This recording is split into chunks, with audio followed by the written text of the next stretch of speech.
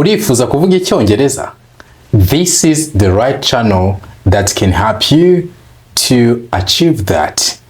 Iyi niyo channel yagufasha ko wabigeraho.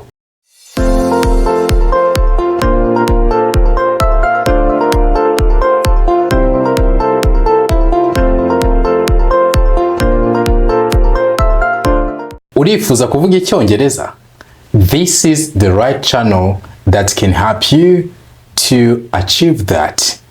Iyi niyo channel yagufasha ko wabigeraho. Today we are going to learn some expressions used very much in English. Uyu munsi tugiye kuba twareba ama expression akunda gukoreshwa cyane mu kuvuga Icyongereza. Ayo ni ayahe? Ni at this point, at that point, at some point, n'indi ivuga ngo at no point. Aya magambo wabuze kuyatandukanya. Niba utayasobanukiwe, let's be together. Reka tubane usobanukirwe aya magambo, kuko uburyo turi buze kuyiga urabashaka kuba nakoresha. Tugiye kureba aya magambo tureba n'ingero. The way we learn here, uburyo twiga tureba amagambo tukareba n'uburyo akoreshwa. This is learning fast and kuri IGA VUBA ICYONGEREZA. My name is Teacher Bonach. Njyewe ndi mwarimu Bonach. I'm gonna be teaching you. Now, before we start the lesson, mbere ko tutangira isomo, I want you to know that we can teach you wherever you are. Aho uri hose twakwigisha. Kubera iki twakwigisha aho uri hose? Nuko twigishiriza kuri Zoom. If you are in USA, Canada, Europe, or any part of the world, and you feel like you want to be part of us, I'm telling you, we can teach you via Zoom. Uri muri Amerika, muri Canada, muri Europe, muri Kenya, muri Uganda, Tanzania, South Africa, and anywhere. Aho waba uri hose, ukaba wifuza kwigana natwe, we have wonderful lessons waiting for you. Dufite amasomo meza cyane agutegereje. Now, let's start the lesson of today. Reka dutangire isomo ry'uyu munsi. Tugiye kuba twahera kuri at this point. At this point isobanura iki? At this point bivuze ngo right now, nonaha, right now, at this point. Tuvuga at this point, ariko ushatse wavuga ngo at this point, nonaha, at this point. Iyo tuvuga mu Cyongereza ahanini duhina amagambo. Iyo t ebyiri zikurikiranye duhita tuzifatanya tukavuga ngo at this point.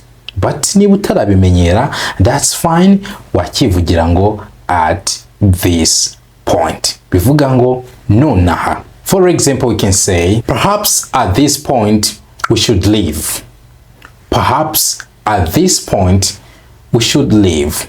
Ntekereza ko nonaha twakigendera cyangwa dukwiye kuba twagenda. Perhaps at this point cyangwa se perhaps at this point we should leave. Ntekereza ko nonaha dukwiye kuba twagenda. Another example, we can say, at this point, I don't know where we will get money. At this point, nonaha, kuri ubu, I don't know where we will get money. Sinamenya aho tuzakura amafaranga. At this point, I don't know where we will get money. Nonaha, sinamenya aho tuzakura amafaranga. At this point, I don't know where we will get money. Another example, at this point, there is no evidence. At this point, there is no evidence. Kuri ubu nta gihamya gihari.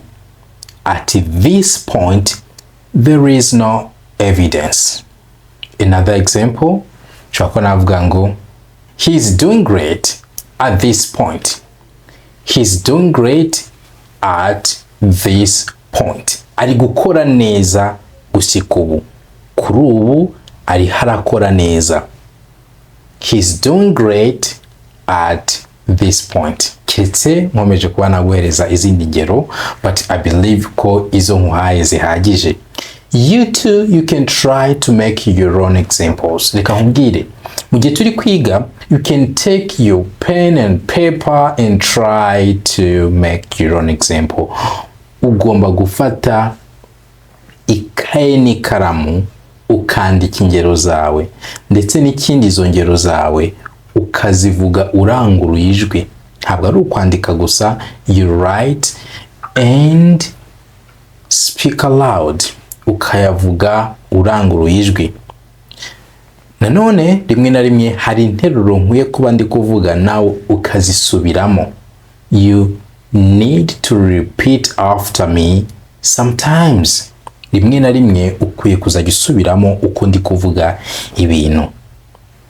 Let's see another one. Iyo dukurikijeho nivuga ngo at that point. At that point.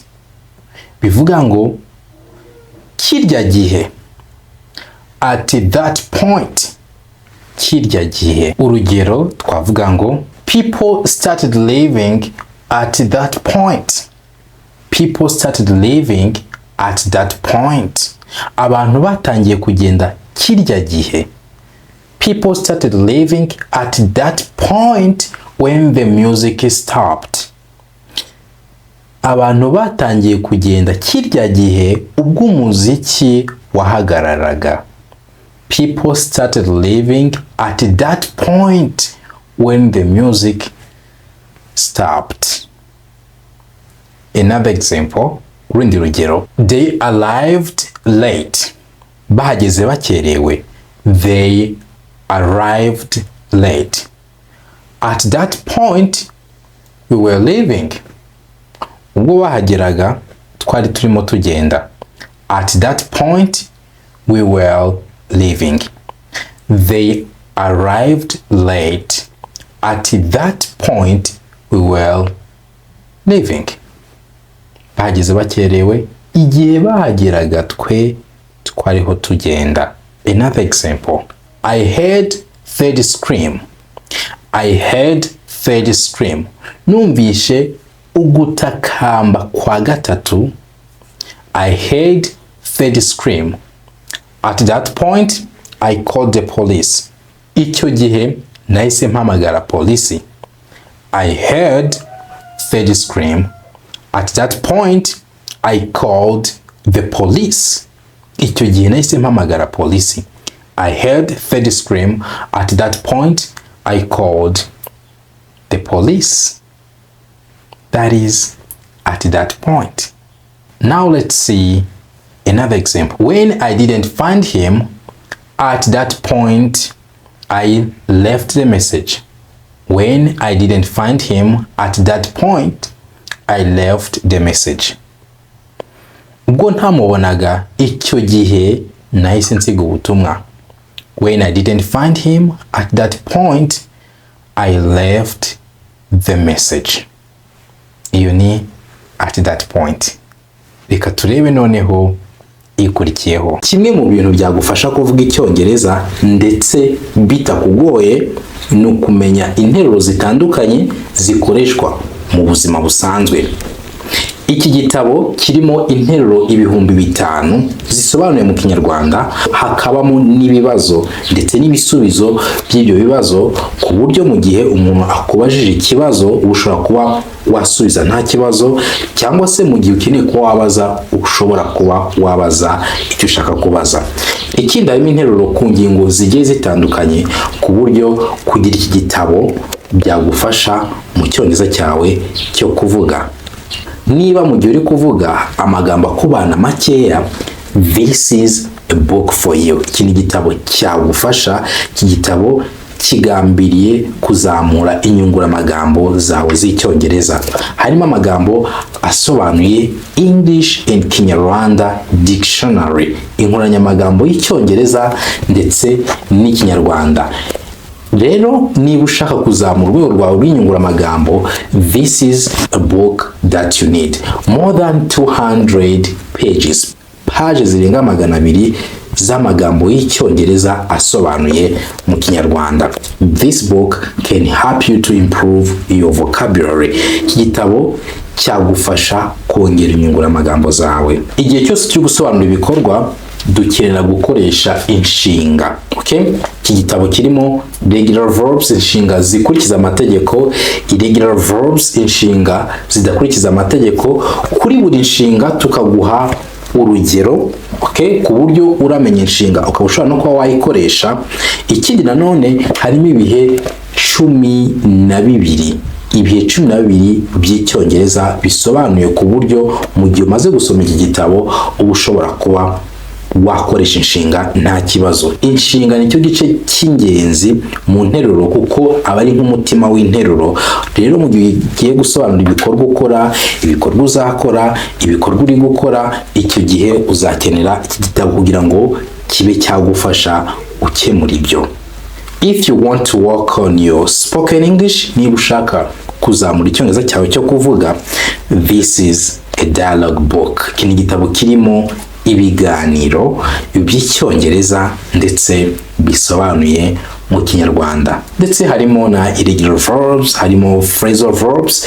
This is a book that you need if your purpose is only speaking, niba kumva icyongereza ubasha ko wacyumva, ariko kuvuga wajya kuvuga interuro ugiye gukoresha kumva ntabwo ziri kuza neza, ufashe igitabo ukagisoma rimwe, inshuro ebyiri, ukabirangiza, ukakinyuramo, ukakirangiza, ukongera ukagisubiramo. Icyo gihe you can speak English with this book. Ni ugufata igitabo ukagisoma, warangiza kugisoma ukihatira no kumva icyongereza cyane. Ibyo bikoze you are good to go. Biba birangiye, icyongereza watangira kukivuga ndetse nta kibazo.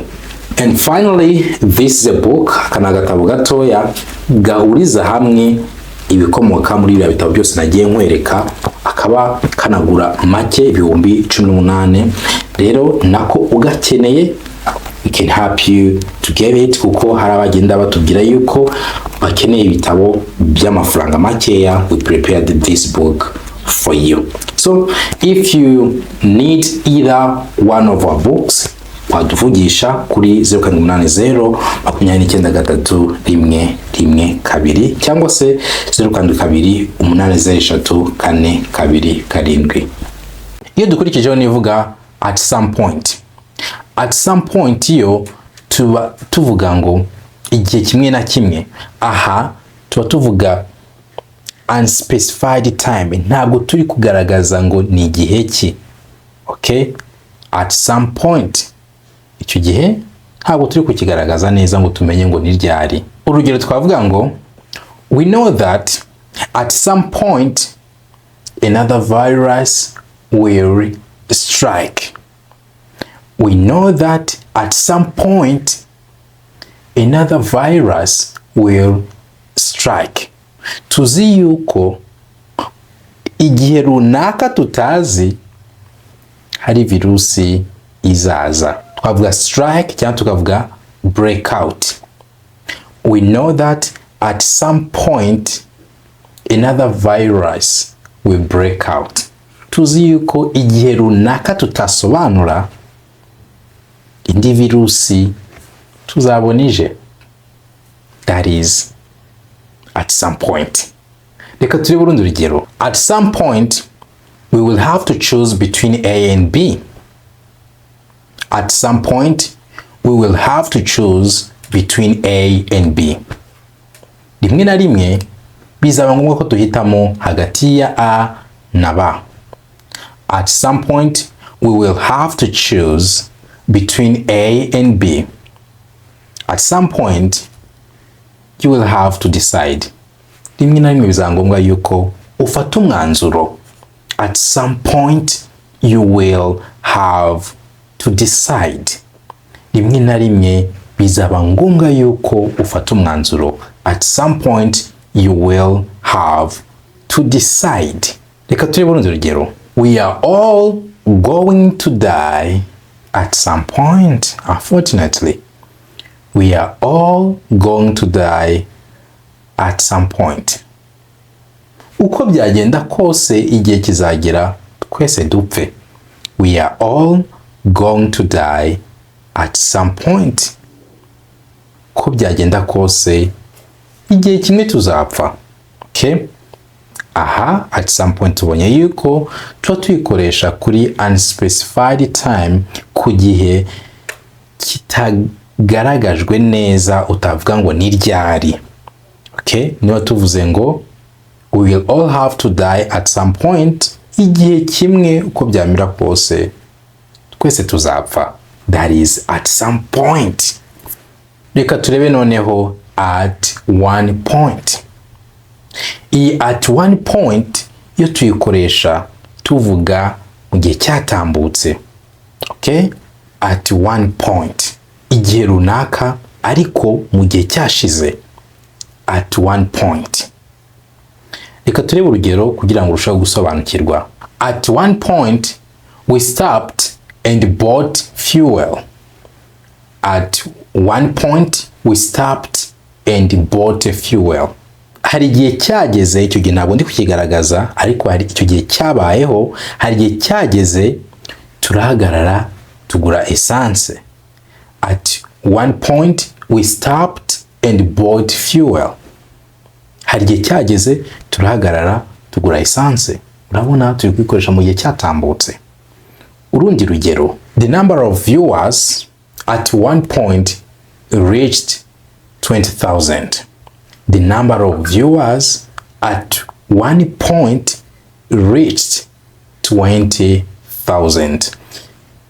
Umubare w'abareba hari igihe cyageze ugera ku bantu ibihumbi 20. The number of viewers at one point reached 20. You can say 20 cyangwa 20,000 cyangwa se 20,000. That's it. This is Language Fast ni kuri IGA VUBA ICYONGEREZA. Nizere yuko aya magambo uyasobanukiwe. You keep getting more lessons on this channel. I want to encourage you to keep learning and keep growing and try to use what you've learned so far. See you next time.